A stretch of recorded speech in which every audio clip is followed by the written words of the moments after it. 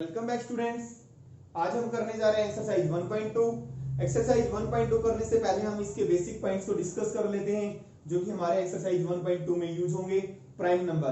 Prime number क्या होता है? A number which has exactly two factors, जिसके सिर्फ दो ही फैक्टर होते हैं वो हमारा प्राइम नंबर होता है। फॉर एग्जांपल 2 के दो ही फैक्टर होते हैं 1 एंड 2, यानी कि सिर्फ दो ही नंबर से डिवाइड होता हो। जैसे दो हमारा जो नंबर 2 है हमारा 1 और 2 से डिवाइड होता है। 3 सिर्फ दो ही नंबर से डिवाइड होता है 1 और 3 से। डिवाइड होने का मतलब है उसके वही फैक्टर होते हैं, यानी कि दो ही फैक्टर होते हैं 1 एंड 3। 5 के भी दो ही फैक्टर होते हैं 1 and 5। 1 and itself 7 11 13 these are the prime numbers. Composite numbers कौन से होते हैं? कंपोजिट नंबर्स आपने पढ़े हैं, कंपोजिट नंबर्स जिसके दो से ज्यादा फैक्टर होते हैं। फॉर एग्जांपल हमारा 4 के दो से ज्यादा फैक्टर होते हैं 2 4 1। 9 के भी दो से ज्यादा फैक्टर हैं तो इसलिए कंपोजिट नंबर है। 9 हो गया, 3 हो गया, 1 हो गया। 10 के भी दो से ज्यादा फैक्टर्स हैं तो ये भी हमारा कैसा है? कंपोजिट नंबर है। Fundamental theorem of arithmetic. अब आते हैं हम मेन पॉइंट पे। फंडामेंटल थ्योरम ऑफ अर्थमेटिक क्या है? इसकी स्टेटमेंट लिखते हैं, 1 मार्क्स में आ जाती है, इसलिए आपको लर्न करनी है इसको। एवरी कंपोजिट नंबर, देखिए क्या है स्टेटमेंट इसकी? Every composite number can be written as the product of prime factors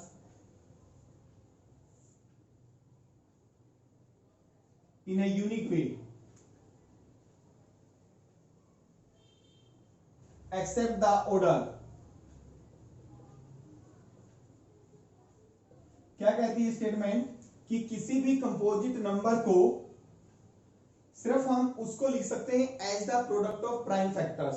prime factorisation की मल्टीप्लीकेशन की फॉर्म में लिख सकते हैं इन ए यूनिक वे। एक ही तरीका है लिखने का, एक्सेप्ट द ऑर्डर। सिर्फ आप ऑर्डर चेंज कर सकते हैं। फॉर एग्जांपल से आपको समझ में आएगा। फॉर एग्जांपल 60 है। 60 कैसा नंबर है? कंपोजिट नंबर है। इसको मैं लिख सकता हूं, 60 को 2 से डिवाइड करेंगे 230 215 35। इसको लिख दिया as the multiplication of prime factors. ये सारे के सारे क्या हैं? Prime factors. This composite numbers is written as the product of prime factors. एक ही तरीका लिखने का, दूसरा तरीका नहीं है। Except the order, order change कर सकते हैं आप। समझ आ रहे हैं? 5 3 2 2 लिख सकते हैं आप। सिर्फ प्राइम फैक्टर्स हमारे क्या आएंगे? 2 3 एंड 5 ही आएंगे और कोई प्राइम फैक्टर्स नहीं आएंगे। Express the numbers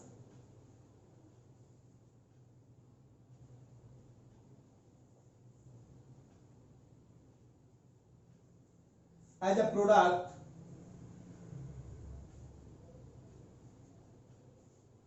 product of its prime factors।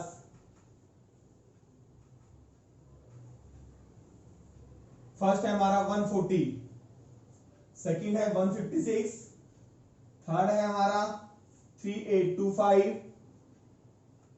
Fourth है हमारा 5005 और फिफ्थ पार्ट है 7429। फर्स्ट देखिए क्या कह रहा है? जो ये नंबर्स दिए हुए हैं as the product of prime factors लिखने हैं। छोटी क्लास से करते आ रहे हो। 140 को हम कैसे लिखेंगे? 140 2 से 7 0 2 से 35। This is called the prime factorisation. आपने लोअर क्लास से किया, 2 से नहीं जाएगा 5 से जाएगा। 5 7 जा 7 1 जा, तो क्या आ गया हमारे पास? 2 मल्टीप्लाई 2 मल्टीप्लाई 5 मल्टीप्लाई 7। इसको पावर की फॉर्म में लिखना चाहो तो आप लिख सकते हैं 2 रेज द पावर 2 5 मल्टीप्लाई 7। इस तरह से आपने लिखना है। समझ में आ रहा है? This number is written as the product of prime factors. Second 156 ये लिखना इधर वाला जरूरी है, इधर वाला एक करके दिखाना है, दिखा दो, अदरवाइज कोई दिक्कत नहीं है। 2 7 जा 14 2 8 जा 16, 2 से 2 3 जा 6, 1 2 9 जा, अब 3 से जाएगा 3 13 पे 13 1 जा, तो क्या आ गया हमारे पास 2 मल्टीप्लाई 2 मल्टीप्लाई 3 मल्टीप्लाई 13। पावर की फॉर्म में लिखना चाहो तो आप पावर की फॉर्म में लिख सकते हैं 3 मल्टीप्लाई 13। थर्ड पार्ट पे आते हैं 3 8 2 5, 3 8 2 5 3 से डिवाइड होगा 3 1 जा 3, 3 2 जा 6, 2 3 7 जा 21, 3 5 जा 15, 3 से कैंसिल हो रहा है 3 4 जा 12, 3 2 जा 6, 3 5 जा 5 से डिवाइड होगा 5 8 जा 42, 5 5 जा, अब 5 से डिवाइड हो जाएगा 17 पे आता है और 17 1 जा 85, तो this written as 3825 is written as 3 multiply 3 multiply 5 multiply 5 multiply 17, or you can write 3825 is equal to 3 raised to the power 2 5 raised to the power 2 multiply 17। देखिए फोर्थ पार्ट स्टार्ट करते हैं 5005 प्राइम फैक्टराइजेशन करें 5 1 जा 5 1 पे, अब कितने पे divide होगा हमारा 3 पे डिवाइड हो जाएगा 3 3 जा 9, 3 से डिवाइड नहीं होगा 7 पे, 7 से 7 1 जा 7, 3 7 4 जा 28, 2 7 3 जा, फिर किससे डिवाइड होगा 11 से, 11 1 जा 11, 11 13, 11 into 3 33, 13 1 जा 13, तो 5005 is equal to 5 multiply 7 multiply 11 multiply 13। देखिए फिर पार्ट करते हैं 7429,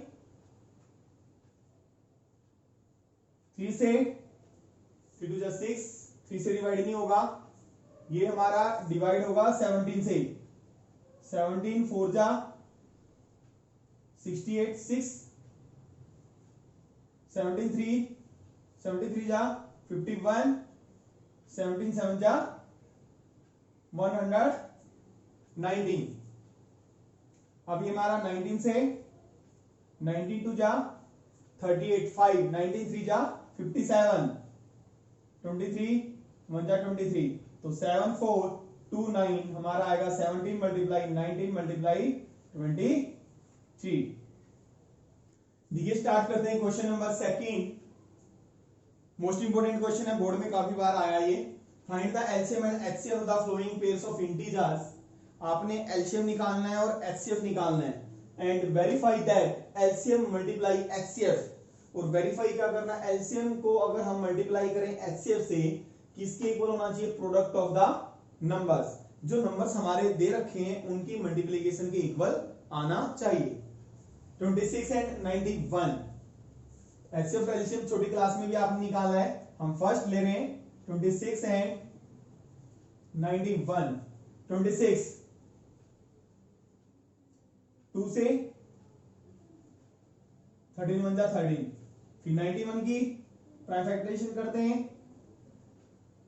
7 से 13 1 जा 13, तो 26 की क्या हो गई 2 मल्टीप्लाई 13 और 91 की क्या हो गई 7 मल्टीप्लाई 13।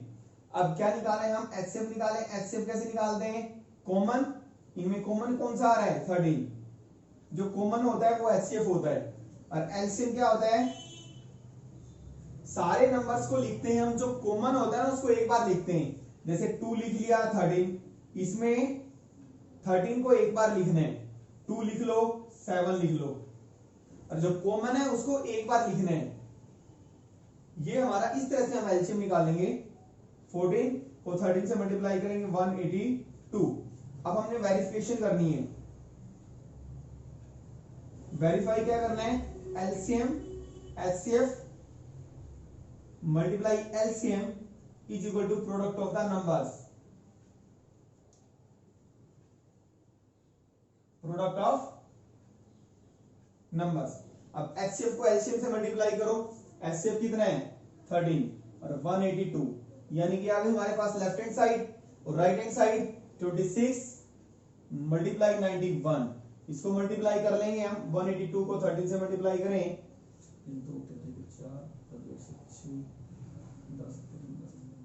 2366 और इनको ही मल्टीप्लाई करेंगे तो यही आएगा आपका, दोनों साइड क्या है इक्वल है, हेंस वेरीफाइड। समझ आया, यानी कि एचसीएफ मल्टीप्लाई एलसीएम को किसके इक्वल दिखाना था, दोनों नंबर्स की जो मल्टीप्लिकेशन है उसके इक्वल शो करना था।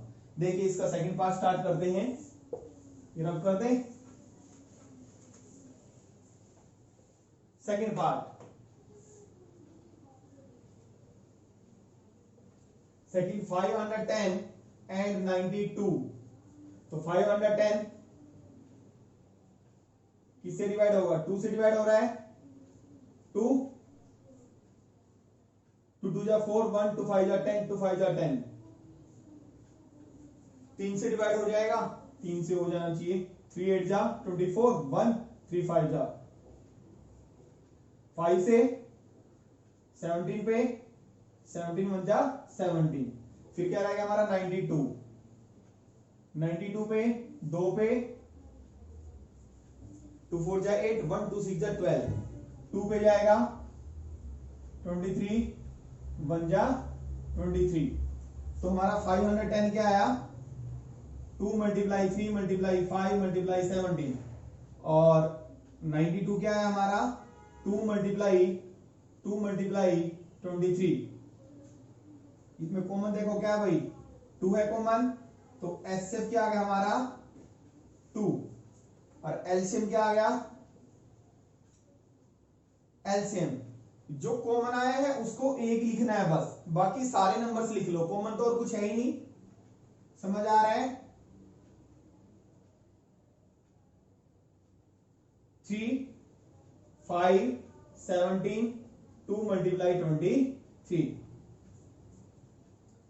इसको मल्टीप्लाई करो, 3 2 जा 6, 6 5 जा 30, इसको मल्टीप्लाई किया 510 और ये आ गया हमारा 40, यानी कि 51 को हम 40 से मल्टीप्लाई कर देते हैं,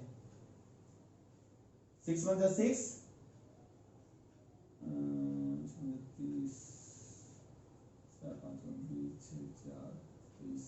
ये आ गया हमारा 23460। अगर आप मल्टीप्लाई करेंगे तो वेरिफिकेशन करनी है हमें, वेरिफिकेशन क्या, HCF multiply LCM is equal to product of numbers, ये वेरीफाई करना है।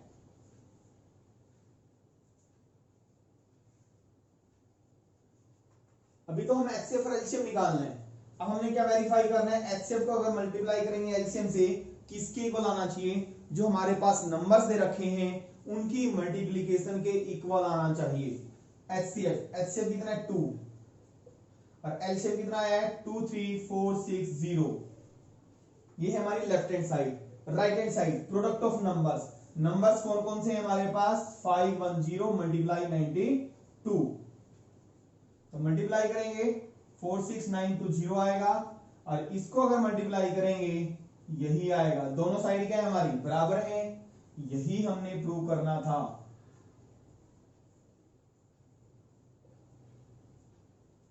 समझ आ रहे हैं, दोनों साइड को हमें क्या दिखाना था, इक्वल दिखाना था।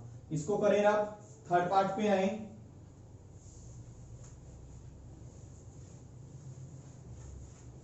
थर्ड पार्ट में क्या है, 336 एंड 54, 336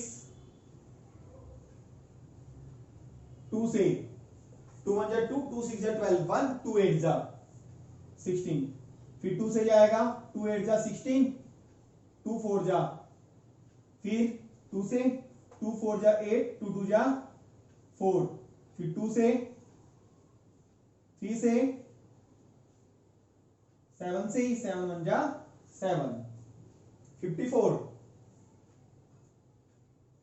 2 से 27, 3 से 3 जा 9,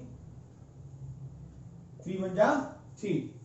तो 336 को हम कैसे लिख सकते हैं? 2 मल्टीप्लाई 2 मल्टीप्लाई 2 मल्टीप्लाई 2, 3 मल्टीप्लाई 7। और 54 को कैसे लिख सकते हैं? 2 मल्टीप्लाई 2 मल्टीप्लाई 3 मल्टीप्लाई 3 और मल्टीप्लाई 3 बार 3। अब देखिए कॉमन क्या आ रहा है, 2 कॉमन आ रहा है और 3 कॉमन आ रहा है। 2 को हमने 2 के नीचे लिखा, एक 2 कॉमन आ रहा है, ये कॉमन आ रहा है और 3 कॉमन आ रहा है। बस बाकी क्या है, अब पहले हम एचसीएफ निकालेंगे। एचसीएफ 2 कॉमन आ रहा है और 3 कॉमन आ रहा है, समझ आ रहा है। और एलसीएम, एलसीएम हम जो भी हमारे नंबर्स हैं ये हैं, सिर्फ देखिए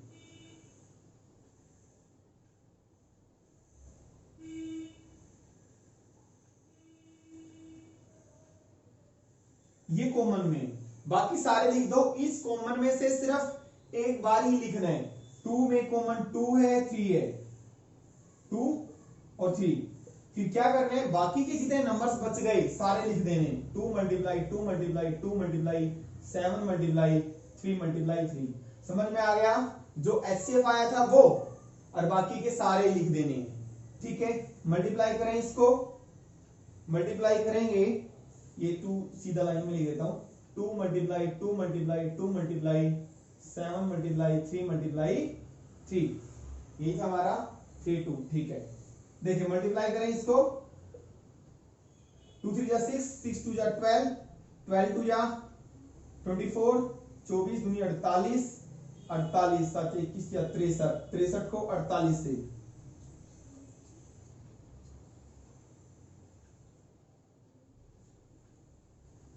3024 क्या आया, हम मल्टीप्लाई किया तो 3024। अब हमने क्या करने हैं, वेरीफाई करने हैं। देखो हमने अब क्या निकाला, एलसीएम और एचसीएफ निकालना है। अभी निकाल लिया हमने, वेरिफिकेशन करनी है। वेरिफिकेशन का जो पोर्शन है, वेरिफिकेशन करनी है कि एचसीएफ को अगर आप मल्टीप्लाई करें एलसीएम से तो किसके इक्वल आनी चाहिए, product of the two numbers. ये दोनों क्या होनी चाहिए, दोनों साइड क्या होनी चाहिए, इक्वल होनी चाहिए। तो एचसीएफ हमारा 6 आया है और एलसीएम हमारा 3024 है। और नंबर्स का प्रोडक्ट, नंबर्स हमारे कौन से, 336 मल्टीप्लाई 54, मल्टीप्लाई करेंगे भाई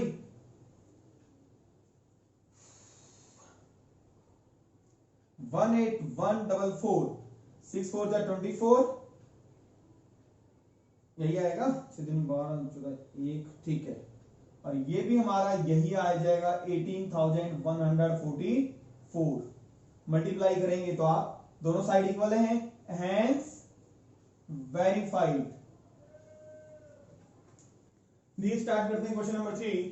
find the LCM and HCF by applying prime factorisation method. Prime factorisation method ये वही है जो हमने अभी किया था। एचसीएफ और एलसीएम निकालना, जैसे हमने 2 नंबर्स का निकालना था, यहाँ पे 3 नंबर्स दिए हमें। फर्स्ट लेते हैं 12, 15 और 21। 12 देखिए 12 को कैसे लिख सकते हैं, 12 की फैक्टराइजेशन करेंगे। 2 2 3 जा 12, 2 3 जा 3 1 जा 2 मल्टीप्लाई 2 मल्टीप्लाई 3। ये करके दिखाने की जरूरत नहीं है, दिखाना चाहो तो दिखा सकते हो आप। 15 3 मल्टीप्लाई 5 और 21 3 मल्टीप्लाई, छोटा ही नंबर है वैसे ही बता सकते हैं। देखिए कॉमन क्या आ रहा है इसमें, कॉमन क्या आ रहा है, 3 आ रहा है। और एलसीएम मैंने जैसे बताया था, जो कॉमन है इसको सिर्फ एक बार लिखना है, 3 बार लिखा बाकी सबको लिख दो। 2 जैसे 3 लिख दिया मैंने, सिर्फ एक ही लिखना है, बाकी 2 मल्टीप्लाई 2 मल्टीप्लाई 5 मल्टीप्लाई 7, 3 6 12 5 60 को 7 से 420। एचसीएफ आ गया, एलसीएम आ गया, यही हमने फाइंड आउट करना था। Second 17 23 and 29। 17 को लिख सकते हैं 17 इंटू 5, ये तो किसी की टेबल में आता है नहीं, सिर्फ 17 की टेबल में आता है। 23 भी और 29 भी, तो एचसीएफ तो सिर्फ क्या आएगा, 1 ही आएगा। और एलसीएम क्या आएगा, कुछ कॉमन तो है नहीं, 1 ही है। बस तीनों नंबर्स मल्टीप्लाई हो जाएंगे, 17 मल्टीप्लाई 23 मल्टीप्लाई 29 मल्टीप्लाई कर लोगे 11 3 3 9। यहाँ पे आते हैं 8 9 एंड 25। 8 के तो पता ही है, 2 मल्टीप्लाई 2 मल्टीप्लाई 2। 9 के 3 मल्टीप्लाई 3 और 25 के 5 मल्टीप्लाई 5। ऐसे देखिए क्या कॉमन आ रहा है, कुछ कॉमन नहीं आ रहा, कुछ भी कॉमन नहीं आ रहा, 1। और एलसीएम सारे नंबर्स मल्टीप्लाई हो जाएंगे, 2 मल्टीप्लाई 2 मल्टीप्लाई, देखिए 1 तो वैसे लगा सकते हैं हम किसी के साथ भी, इसका मतलब 1 है, समझ आ रहा है, लगाना चाहो तो लगा सकते हो। 3 मल्टीप्लाई 5 मल्टीप्लाई 5, 2 4 2 8 8 72, 72 को 25 से 25 दूनी 50 5 50 75 5 180। ये आ गया हमारा 1800, एलसीएम आ गया और एचसीएफ कितना आ गया हमारा 1। देखिए क्वेश्चन नंबर 4 स्टार्ट करते हैं हम। मोस्ट इंपोर्टेंट है, 2 मार्क्स में आता है।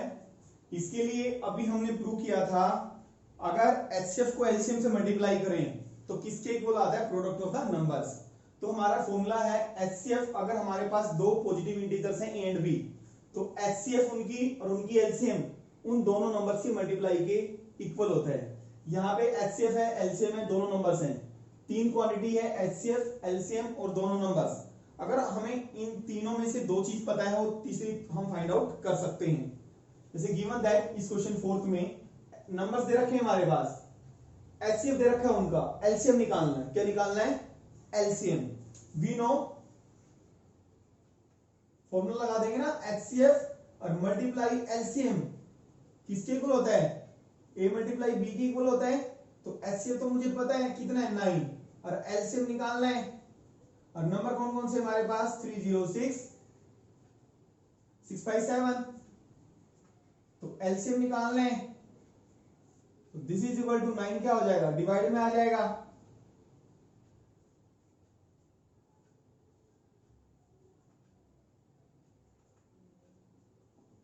ये कैंसिल होता है 9 से, 9 3 जा 27, 3 9 4 जा 36। हमारा इसको मल्टीप्लाई कर दो, 2 2 3 3 8।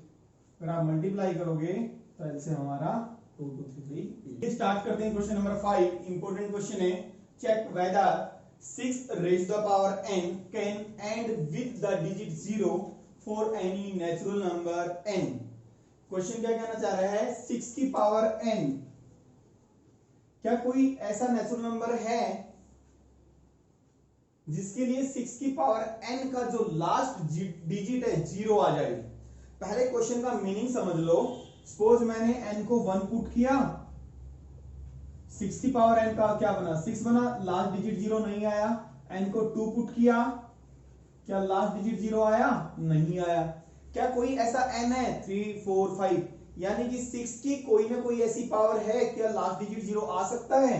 n की पावर 3, n को 3 माना 216, n को 4 पुट किया, 6 की पावर 4, नहीं आ रहा ना लास्ट डिजिट 0।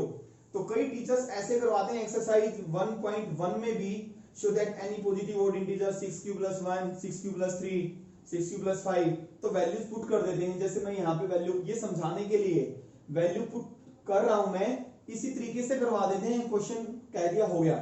क्वेश्चन ऐसे मार्क्स नहीं मिलेंगे आपको, 0 मार्क्स मिलेगा, ठीक है। तो मैथमेटिकली करना है, जैसे कि हमारा एनसीईआरटी में भी इस टाइप का क्वेश्चन दिया हुआ है। तो कहने का मतलब है, क्या कोई ऐसा n है जिसके लिए एंड डिजिट, लास्ट डिजिट क्या आ जाए, 0 आ जाए। तो देखिए है कोई पावर, 4 5 पुट करते जाएंगे, लास्ट डिजिट 6 ही आएगा। बट आपने मैथमेटिकली शो करना है कि कोई भी ऐसा इंटीजर, ऐसा नेचुरल नंबर नहीं होगा जिसमें कि 6 की पावर n का लास्ट डिजिट क्या आ जाए, 0 आ जाए, ठीक है। देखिए लेट 6 की power n can end with digit 0 for some natural number n। मान लिया हमने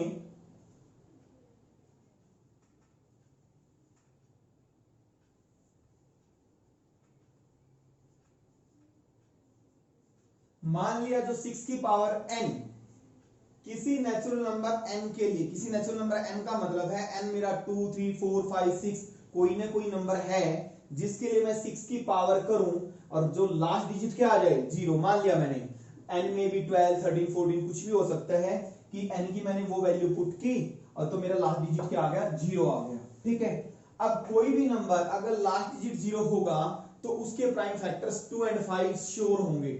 कोई भी नंबर ले लो आप 420 60 10 के प्राइम फैक्टर 2 और 5 नहीं है।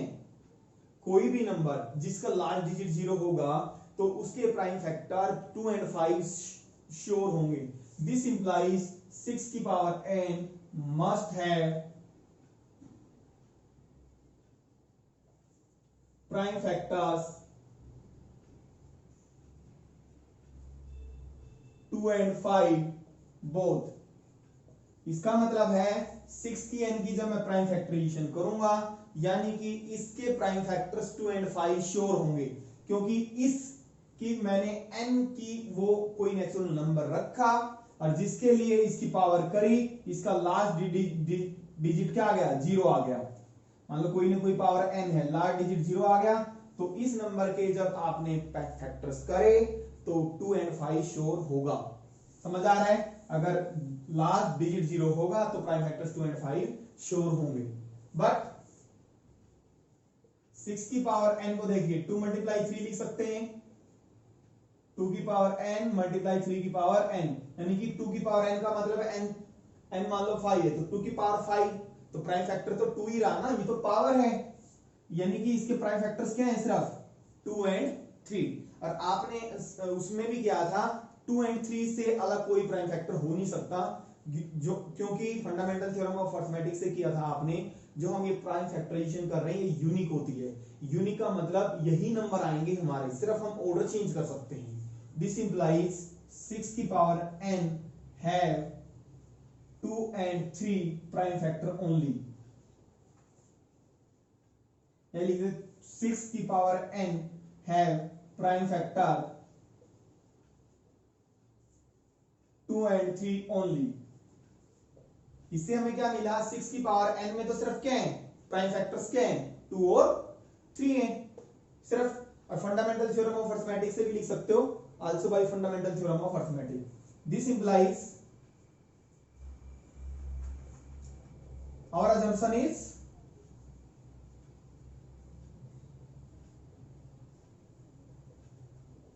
हमने गलत माना। हमने जो माना था कोई नेचुरल नंबर है जिसके लिए लास्ट डिजिट 0 हो सकता है, तो इसका मतलब 0 लास्ट डिजिट होगा तो प्राइम फैक्टर्स क्या होने चाहिए 2 एंड 5 दोनों होने चाहिए। बट यहां पे तो क्या आ रहा है 2 और 3 है सिर्फ, यानी कि 5 तो है नहीं। तो दिस इंप्लाइज 6 की power n can not and with digit 0 for any natural number n।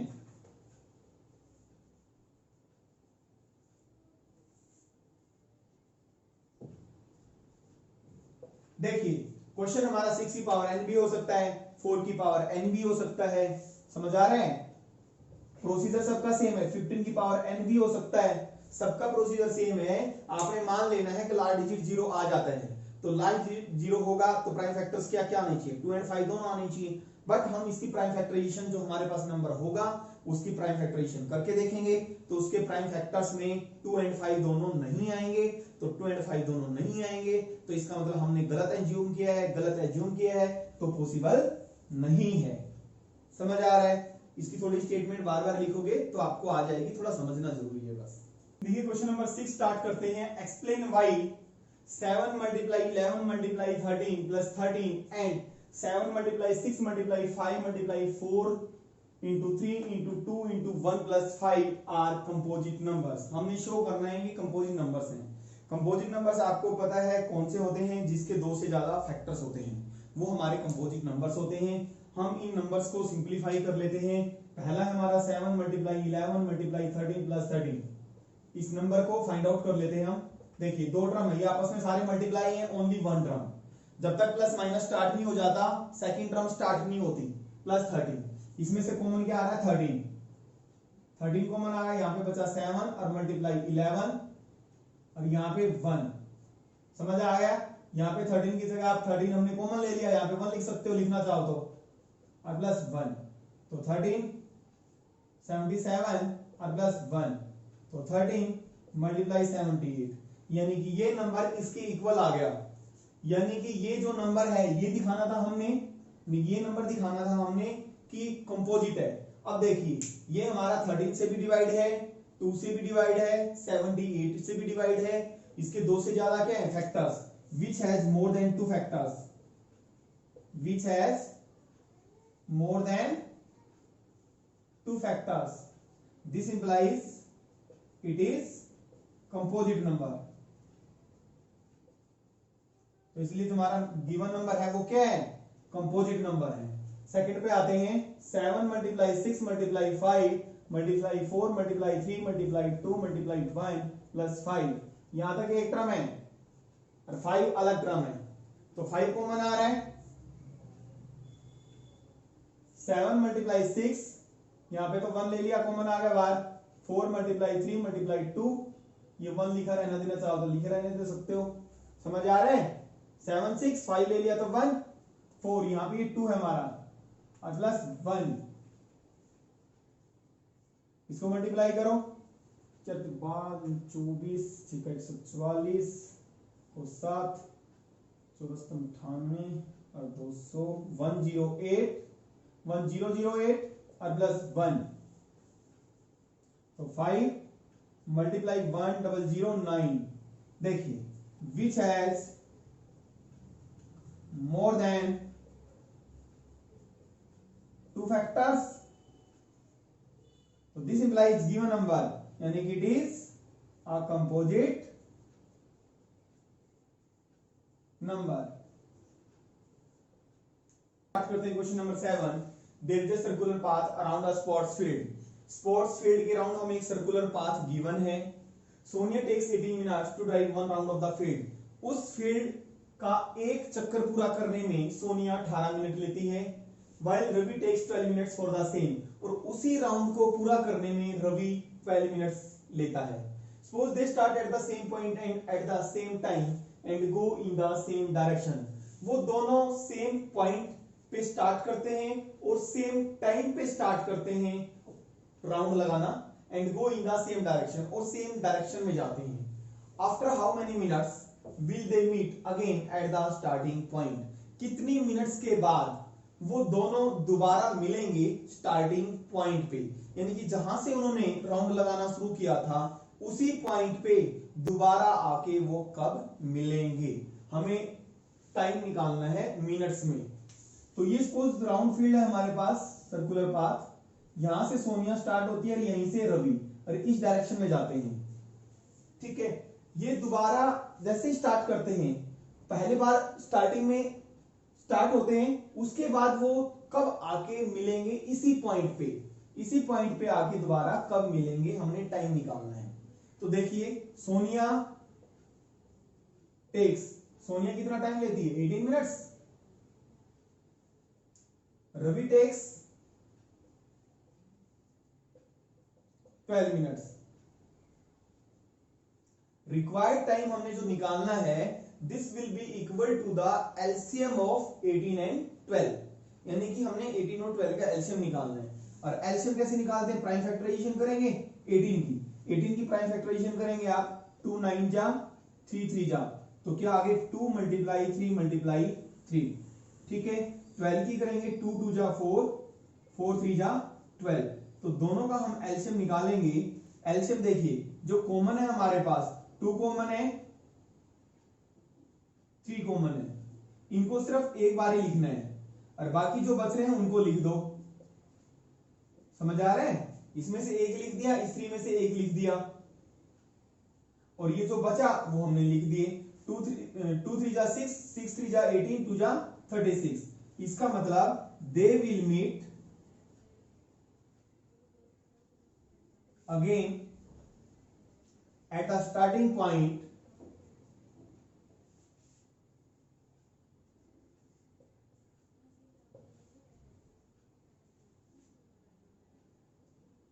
after 36 minutes. कितने टाइम के बाद मिलेंगे? 36 मिनट्स के बाद दोबारा मिलेंगे।